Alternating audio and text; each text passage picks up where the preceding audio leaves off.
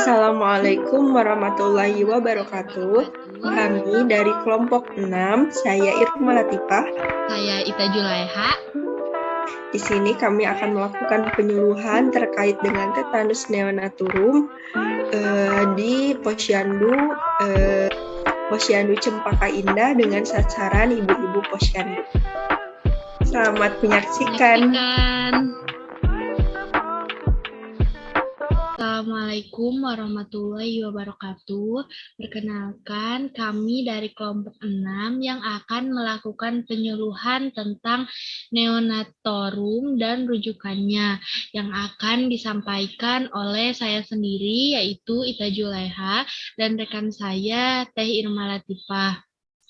Nah, untuk materi yang pertama akan disampaikan oleh rekan saya, yaitu Teh Irma Latifah. Kepadanya dipersilahkan.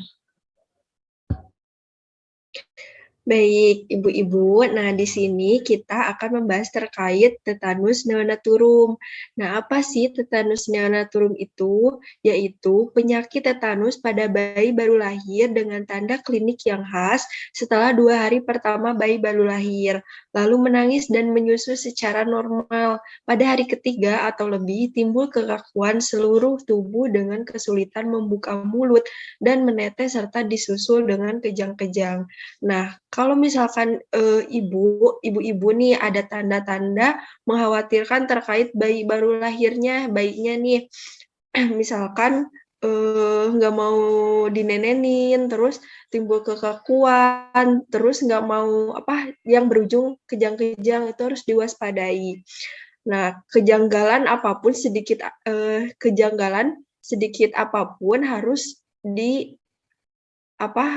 ditangani lebih lanjut. Jadi harus dikonsulkan ke tenaga kesehatan. Next. Nah, lebih spesifiknya untuk penyebab tetanus apa sih? Nah, di sini disebabkan oleh infeksi, biasanya terjadi melalui luka pada tali pusat. Jadi jangan disepelekan untuk jika ada luka pada tali pusat ini ya. Nah, ini dapat terjadi karena pemotongan tali pusat tidak menggunakan alat-alat yang steril. Nah, ini suka terjadi misalkan kalau si bayinya itu ditangani oleh dukun misalkan. Nah, kan otomatis menggunakan alat-alat yang tidak steril. Nah, ini juga harus menjadi perhatian. Dan faktor lain juga adalah sebagian ibu yang melahirkan tidak atau belum mendapatkan imunisasi tetanus toksoid. Ini kan ibu-ibu juga tahu ya, kalau misalkan kita ke bidan pasti ditanya dulu udah imunisasi tetanus berapa kali gitu. Nah, salah satu fungsinya untuk menghindari penyakit tetanus ini. Nah, selanjutnya ada tanda dan gejala. Yang pertama ini, masa inkubasi tetanus neonaturum adalah 3-10 hari. Gejala awalnya yang harus kita ketahui ini ditandai dengan kesulitan minum karena terjadi trismus. Ini gejala awalnya. Nah, lalu mulutnya itu mencucu seperti ikan atau harpemon namanya. Nah, ini sehingga bayi tidak dapat minum dengan baik. Nah, lalu dapat terjadi spasus otot yang luas dan kejang umum. Lehernya kaku, dinding perutnya kaku, mengeras, dan kadang-kadang terjadi kejang otot pernafasan. Suhu tubuhnya itu meningkat, nah dahinya berkerut, alis mata terangkat, sudut mulut tertarik ke bawah. Lalu ekstremitas atau bagian tangan dan kaki ini terlurur dan kaku. Bayi sensitif terhadap rangsangan, gelisah, dan kadang-kadang menangis. Lalu tentu saja karena mengalami banyak keluhan, bayi akan rewel. Nah, dan juga ada yang paling menonjol ini, yaitu tali pusatnya memerah dan bernanah. Next, Teh. Nah, ini gambarannya ya untuk gambar bayi tetanus neonaturum. Ya, bayinya kejang-kejang, seluruh badannya hampir kaku gitu.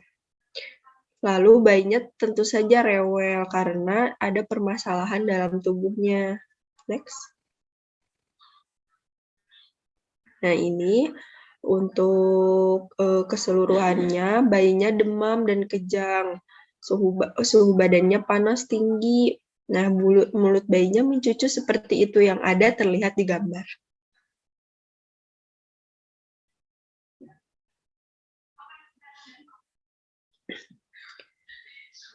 Nah, ini bisa dilihat gambar-gambarnya.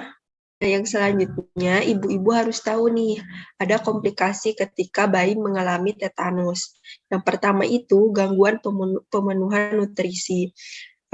Karena memang bayinya itu mengalami komplikasi-komplikasi, tentu saja akan mengganggu pemenuhan nutrisinya. Nggak mau nyusu ya, seperti yang tadi sudah dijelaskan. Ada juga gangguan pemenuhan oksigen. Karena kan tadi juga sudah dijelaskan bahwa susah untuk menelan, susah untuk meminum air susu. Jadi memang ada sedikit gangguan pada saluran pernafasan. Ada juga meningkatnya metabolisme tubuh, potensial terjadi gangguan saraf, potensial terjadi kelumpuhan otot-otot pernafasan, potensial terjadi infeksi, sering timbul komplikasi terutama asfiksia dan sianonis akibat obstruksi jalan nafas oleh lendir atau sekret dan sepsis. Nah, apa sih perawatan yang perlu kita lakukan apabila bayi kita mengalami tetanus? Nah, ini yang pertama itu bayi sebaiknya dibawa ke fasilitas kesehatan atau rumah sakit. Tentu saja apabila bayi mengalami komplikasi-komplikasi atau keluhan-keluhan harus segera dibawa ke fasilitas kesehatan dan rumah sakit apapun penyakitnya agar mendapat penanganan yang lebih baik oleh tenaga kesehatan atau dokter spesialis. Nah, yang selanjutnya, saluran pernafasan dijaga agar selalu bersih. Kita harus memastikan di misalkan hidung ya, yang bagian yang paling terlihat itu jangan ada yang menghalangi gitu. Saluran pernafasan harus dijaga agar selalu bersih. Selanjutnya ada pemberian makan, harus hati-hati dengan memakai pipa yang dibuat dan polietilin atau karet. Nah, ini dilakukan apabila bayi sudah dibawa ke fasilitas kesehatan. Maka dari itu akan diberikan penanganan terkait dengan bagaimana juga pemberian makan, itu akan diberikan pipa atau karet. Lalu, perawatan tali pusat agar selalu bersih. Next deh. Nah, ada juga pemberian antibiotik. Untuk pencegahan tetanus neonaturum, yang paling baik adalah pada saat perawatan tali pusat harus dengan cara yang sebaik mungkin dan menggunakan alat-alat yang steril. Nah, kan tentunya ya kita melakukan pencegahan sebelum mengobati. Jadi, alangkah baiknya sebelum terkena penyakit, kita harus lebih ketat dalam pencegahan. Salah satunya pembersihan tali pusat yang baik atau perawatan tali pusat.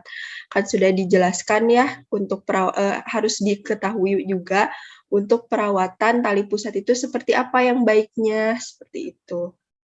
Lalu pemberian vaksinasi tetanus toksoid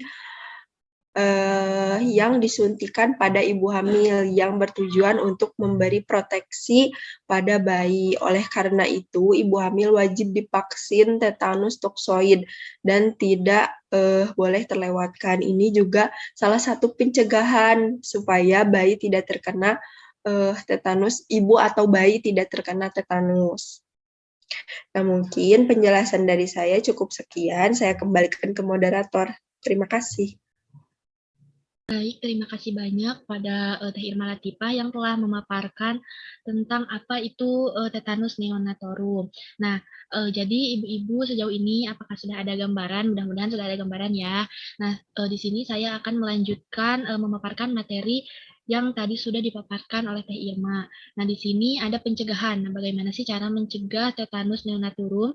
Di sini ada pencegahan tetanus neonatorum yang paling baik adalah pada saat perawatan tali pusat harus dengan cara yang sebaik mungkin dan menggunakan alat-alat yang steril ya tentunya. Yang selanjutnya yaitu pemberian vaksinasi tetanus tokselin atau biasa kita sebut vaksin tetanus. Nah, yang diberikan kepada ibu yang disuntikan pada ibu hamil yang bertujuannya untuk memberi proteksi pada bayi. Oleh karena itu, ibu hamil wajib divaksin tetanus tokselin dan tidak boleh terlewatkan. Nah, ada juga sistem rujukannya apabila bayi bayi tersebut terkena tetanus.